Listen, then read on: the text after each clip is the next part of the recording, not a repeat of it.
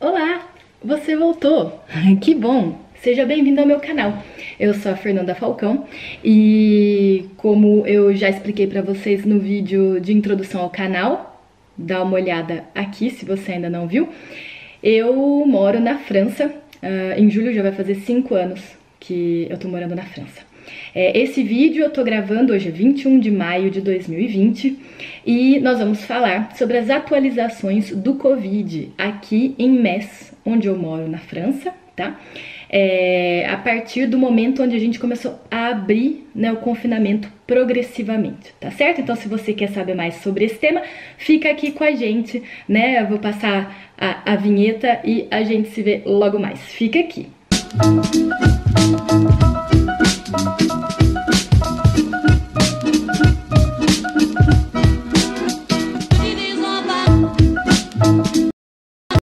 Muito bem, então, já dá um like nesse vídeo, se inscreve no canal e clica no sininho para você ter as notificações assim que surgirem vídeos novos, porque eu tenho planos de fazer vários vídeos, ok?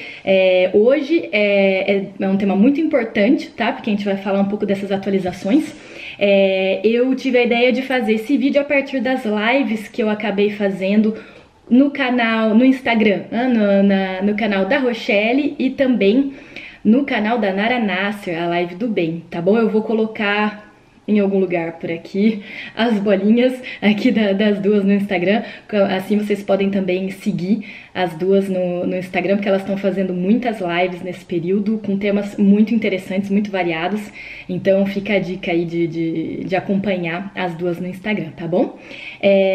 Eu tenho uma cola aqui, tá, gente? Porque como é muita coisa pra falar, eu fiz o meu esqueminha pra que eu não me perca, certo? Eu vou começar fazendo um pequeno resumo de como foi todo esse processo aqui na França. E quando eu digo aqui na França, né, subentendido em Metz, na região onde eu moro.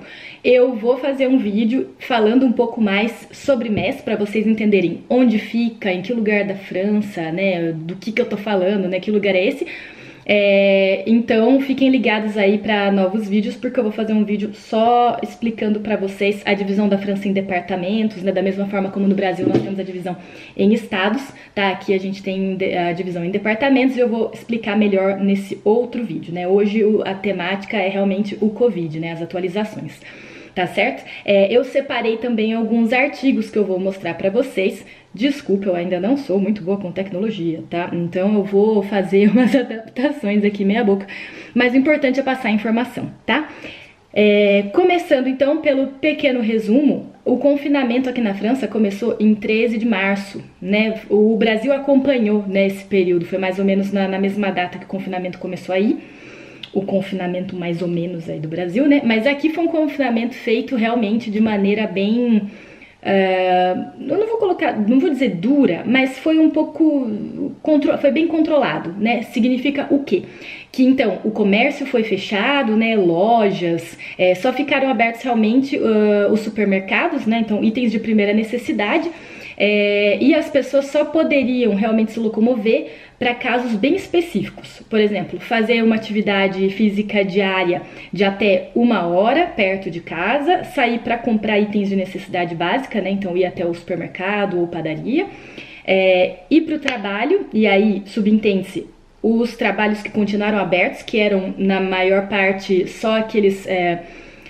as profissões realmente essenciais, como os profissionais da saúde, e aí a gente tinha um papel específico, o papel que eu tinha na época, falando que eu era funcionária do hospital, médica, e que então eu tinha direito a me locomover para ir para o trabalho e voltar, porque a gente podia ser parado na rua pela polícia, e aconteceu comigo, né, para saber o que você está fazendo aqui, para onde você vai, e quanto tempo você vai levar para fazer essa atividade, né. Então tinha realmente uma fiscalização, né, para saber o que as pessoas estavam fazendo na rua, porque a ideia era realmente ter o mínimo de pessoas circulando, né, possível, tá certo? Isso então foi feito, começou, né, em 13 de março de 2020. E a ideia da reabertura começou a ser falada no fim de abril, conforme os casos foram diminuindo, né? E aí o presidente da República fez o discurso dele falando que seria, então, a reabertura seria prevista, né, progressivamente a partir de 11 de maio de 2020. Então, por isso que eu tô fazendo esse vídeo agora no dia 21, nós temos aí 10 dias da reabertura, né, progressiva, e eu queria contar um pouco pra vocês como tá sendo essa reabertura, o que tá acontecendo por aqui, tá bom? Vamos lá, aqui em Metz, então só para explicar um pouco, nós estamos numa região, num departamento que chama Mosela, né, a Mosela em português, mas Moselle em francês, e ela faz parte da zona vermelha. Então, para a reabertura, eles dividiram o país em zonas verdes e zonas vermelhas, e eu vou mostrar um pouco para vocês o mapinha. Deixa eu ver aqui, zona rouge, para vocês entenderem melhor. No outro vídeo, onde eu vou explicar a divisão da França em departamentos, vai ficar um pouco mais claro para vocês, tá bom? Mas só para vocês terem, então, uma ideia. Desculpa, então, isso que eu falei que eu vou mostrar com o meu tablet, tá bom? Porque eu não tenho muita noção de como fazer tela aí para vocês na minha câmera. Enfim, então aqui, ó, o déconfinement, né? Então, a abertura do confinamento por zona, né? Zonas vermelhas e verdes. Então, a minha região, né? O meu departamento tá... deixa eu me achar. Aqui. Vê nessa pontinha, vocês podem ver que ela é bem vermelha, tá certo? É a região do Grand Est, que seria o Grande Leste, né? Em tradução livre minha. Então, essa região é considerada uma zona vermelha, assim como Paris. Paris a gente chama de Île-de-France. É como se a gente fosse falar, por exemplo, Grande São Paulo, vamos dizer assim, tá? Numa adaptação, assim. Para vocês entenderem um pouco. Essas zonas são consideradas vermelhas porque foram as zonas que foram mais atingidas pelo Covid. E por que elas foram mais atingidas? Então, algumas curiosidades aí para vocês entenderem. Paris, porque, bom, vocês podem imaginar, é a capital, tem muita gente, né? Como se a gente fosse considerar São Paulo, Rio de Janeiro, as grandes concentrações populacionais, né, no nível de demografia, né? Então, é até uma questão para se pensar quando a gente está vendo aí na mídia tudo isso, né, essas comparações entre países, quantas mortes, quantas pessoas que foram infectadas. É muito difícil fazer essa comparação. Por quê? Primeiro, porque cada país conta de uma maneira diferente. Então tem países que testaram muito mais do que a França e do que o Brasil, por exemplo, a Coreia do Sul, que testou muito mais gente. Então, se eles testam muito mais gente, obviamente eles vão achar mais resultados positivos, né? A gente tá testando toda a população, vai achar mais do que aqueles que testaram 1/5 da população, né? Então, já fica difícil de fazer uma comparação, já começa por aí. Em segundo lugar, porque não é a mesma coisa a gente falar, por exemplo, né, um dos exemplos aí que foram dados pela questão de confinamento, não fazer confinamento, foi a Suécia, né, que não fez confinamento, e falando, tá vendo, não teve tantos mortos ou tantos infectados. Na verdade, quando a gente vê por 1 milhão de habitantes, a Suécia acabou sim ficando entre os primeiros. Eu tenho até aqui para mostrar para vocês. Depois eu vou colocar para vocês na descrição do vídeo todos os links, tá? Aqui o que eu tô usando é basicamente o site do Le Monde, que é, né, um grande jornal francês, e o Républicain Lorrain, que é um grande jornal da região aqui da Lorena, né? Essa região da Alsácia e da Lorena, de onde eu tô. A Mosela fica, né, nessa região aqui. Então o Républicain Lorrain é um grande jornal aqui da região. Porque é um artigo muito completo, tá? Eu quero mostrar para vocês verem que realmente eles estão fazendo um trabalho muito bem feito, né, do ponto de vista de estatística. Então foi algo muito, muito bem feito, e é por isso que eu queria compartilhar com vocês aqui. Então esse artigo é de hoje, feito com base nos dados até ontem, e a gente tem a listinha aqui, então, mortos no mundo, né, por 1 milhão de habitantes. E quando a gente põe por 1 milhão de habitantes, o primeiro país é a Bélgica, né? Não pensaríamos nisso, eu pelo menos não pensaria.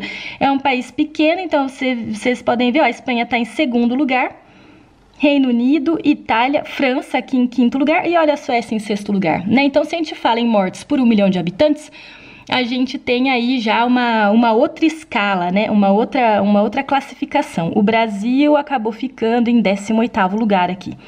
Estão vendo aqui na listinha, tá certo? Depois eu vou colocar o link, vocês podem dar uma olhada. Bom, obviamente os links estão em francês, mas é por isso que eu tô mostrando pra vocês. Posso traduzir um pouquinho. Eu acho que é um conteúdo de muita qualidade que vale a pena ser dividido com vocês, tá bom?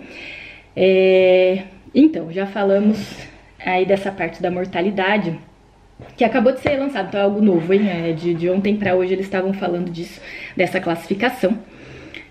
Então já fica difícil fazer essa comparação, como eu já falei, do ponto de vista de o que cada país considera como, né, morte relacionada ao Covid. Precisa ter a PCR, né, do Covid positiva ou não, é só por sintoma, né? Então, como, né, já fica difícil comparar por isso, e pela questão demográfica, né? Então, a concentração de pessoas numa localidade.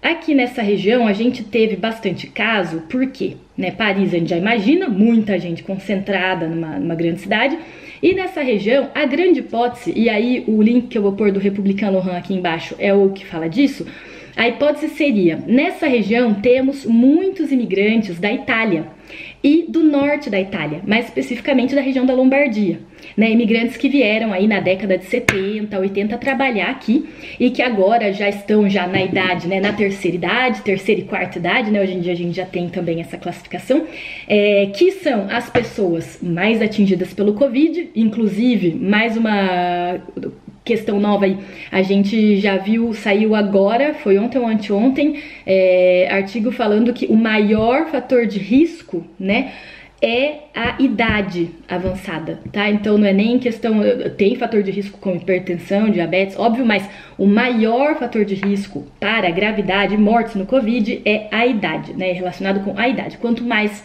idosa for a pessoa, mais risco ela tem, né, quando ela contrai a infecção pelo Covid. Então, nessa região, a gente já tem essas pessoas que vêm da Lombardia, e aí significa o quê? Que de tempos em tempos elas vão visitar a família, ou os filhos delas e os netos delas vão passear por lá e voltam, né? Então, talvez, né, essa é a hipótese, tenha sido daí que essa região foi tão infectada e contaminada, que foram pessoas que acabaram voltando da Lombardia ali no começo de fevereiro, trazendo o vírus para cá. E também pela questão das pessoas idosas. Essa é uma região que tem pessoas de idade bem avançada. É uma região na França que tem realmente uma população bem idosa, né? Então nós temos essas duas hipóteses aí para explicar por que o Grande Leste, né, o Grand Est, foi tão atingido pelo Covid, né, que é a zona vermelha. O retorno que eu tive foi o Fábio, desculpa Fábio, não vou lembrar o seu sobrenome, mas é um colega do grupo do DA, do Departamento Acadêmico da AME, que é a Associação Médico Espírita Brasileira, é um colega que me escreveu, ele tinha visto a live e eu tinha falado que a gente tinha alguns casos aparecendo em crianças de Kawasaki-like, né, então o Kawasaki seria a síndrome de Kawasaki. Eu vou fazer um outro vídeo falando só disso, porque eu acho que é muito importante, vai levar um tempo para explicar tudo isso. Agora eu já tô vendo que esse vídeo já tá ficando longo, vou tentar ir um pouquinho mais rápido. Então eu vou fazer um vídeo só sobre isso, falando só sobre isso, tá? E as crianças que estão apresentando essa síndrome parecida, por isso que eu chamo de Kawasaki-like, tá? Like do inglês, né? Então parecido com a síndrome, e que seria relacionada a infecção pelo Covid. Vamos falar de tudo isso nesse outro vídeo que eu vou fazer, tá bom? Vou preparar hoje ainda, tá? E aí ele deu esse retorno, eu tinha falado disso na live, falando, ó, gente, já tá aparecendo, então eu já não quero assustar ninguém, mas dá essa notícia já em primeira mão, estão aparecendo casos aqui. E ele falou, olha só, tá vendo como você falou, realmente aqui acabamos de ter um caso. Eu acho que ele tá no interior de São Paulo? Agora ainda tenho uma dúvida. Então, tá chegando aí, né? E é por isso que eu quero fazer esse vídeo falando só disso, pra explicar pra vocês o que é essa síndrome, né? Como que tá sendo aqui, se tá tendo bastante criança ou não, etc.